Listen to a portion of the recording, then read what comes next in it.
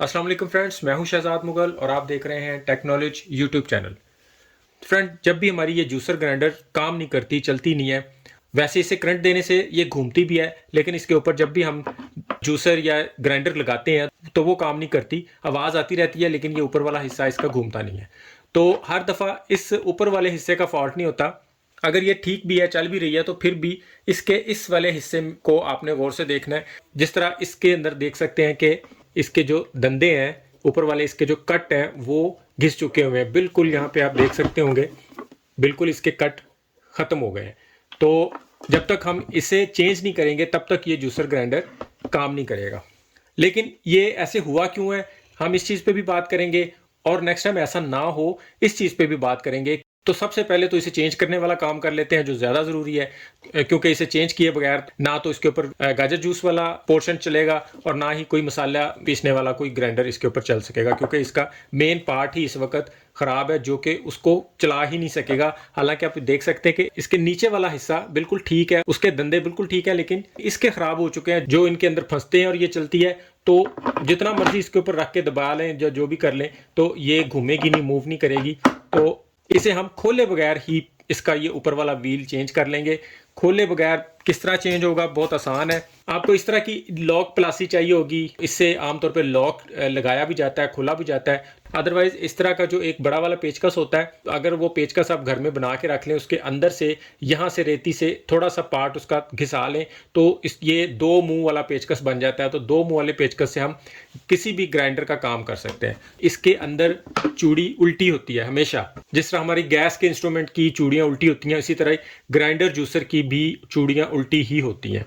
तो इसे हमने नीचे से खोलना नहीं है, सिर्फ एक काम करना है कि एक मुंह वाला इस तरह का एक पेचकस लेके, तो हमें यहाँ नीचे इसके अंदर डाल के ऊपर से थोड़ा सा घुमाना है, जहाँ पे इसके नीचे एक पेच होता है। जैसे ही वो इसके अंदर फंसेगा, मूव नहीं करेगा, तो आपको पता चल जाएगा कि इसके अंदर फंस गया होगा। अच्छा, पीछे वाली साइड पे हमने पेचकस लगा लिया और ये आप चीज़ देख रहे हैं कि इसके अंदर हमने इस वाले प्लास को, इस वाली प्लासी को इस तरह रख के, और जिस तरह कोई चीज़ कसते हैं उस तरह हम इसे कसेंगे तो ये खुल जाएगा। ये इसका ऊपर वाला नट बाहर आ गया, ऊपर से इसका बिल्कुल आराम से ये पार्ट बाहर आ गया हुआ है। ग्राइंडर मशीन को हमने नहीं खोला, लेकिन ऊपर वाला इसका पार्ट हमने खोल लिया है। और ये मार्केट से हमें नया मिल जाता है। इसमें दो साइज़ आते हैं, एक इससे छोटा साइज़ होता है, एक बड़ा साइज़ होता है। या तो हम इसको खोल के ले जाएं तो इसके साथ का मिल जाएगा, या फिर हम ये बड़े साइज़ का कह के भी ले सकते हैं। सीधा इसके ऊपर रखना है इस तरह, और ये वाला नट जहाँ से जिस तरह हमने खोला था उसी तरह ही वो दोबारा लगा देना है। कसने के लिए फिर हमें इसे उल्टा घुमाना पड़ेगा। जिस तरह नॉर्मल हम किसी चीज़ को खोलते हैं, इसे हमें उसी तरह खोलना पड़ेगा, लेकिन ये कसने लग जाएगा। थोड़ा सा टाइट करने के बाद हमें एक दफ़ा मज़ीद टाइट करने के लिए हमें फिर पीछे की तरफ पेचकस डालना पड़ेगा इसके इस जगह पे, और इधर से हम इसे कस देंगे। इसको बहुत ज़्यादा कसने की भी ज़रूरत नहीं है, जब इसका ज़ोर लगेगा इसकी ऑटोमेटिकली मज़ीद कसाई हो जाएगी।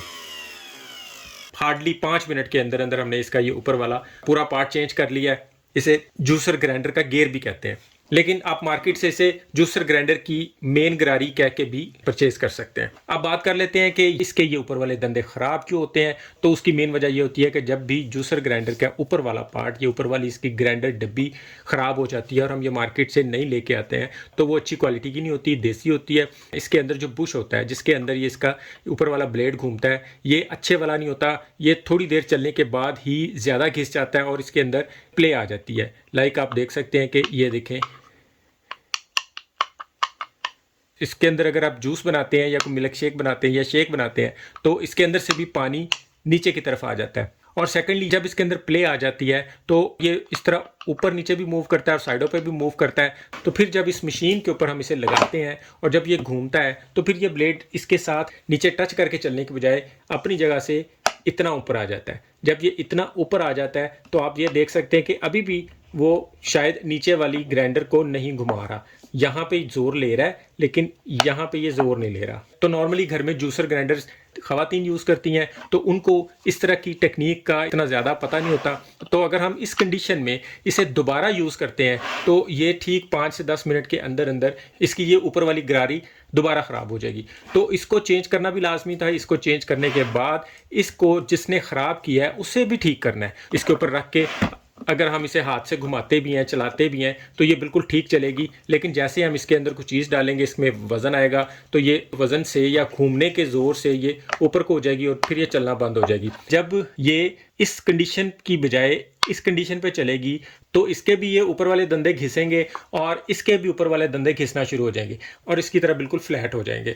तो या तो फिर इसे भी अच्छी क्वालिटी की मार्केट से ख़रीदें, या फिर इसके नीचे ये 2 पॉइंट बने होते हैं, लॉक प्लासी को इसके अंदर डाल के, तो ऊपर की तरफ से हम इनके ब्लेड्स को किसी कपड़े से पकड़ के तो टाइट करने की तरफ जोर लगाएंगे तो ये खुल जाएगा। ऑलरेडी एक अदद वॉशर लगी हुई है इसके अंदर, 1-2 और वॉशरें लगा देंगे ताकि इसकी थोड़ी सी प्ले कम हो, और साथ में ग्रीस वगैरह लगा के हम इसे एक दफ़ा ऐसे ही चलाएंगे।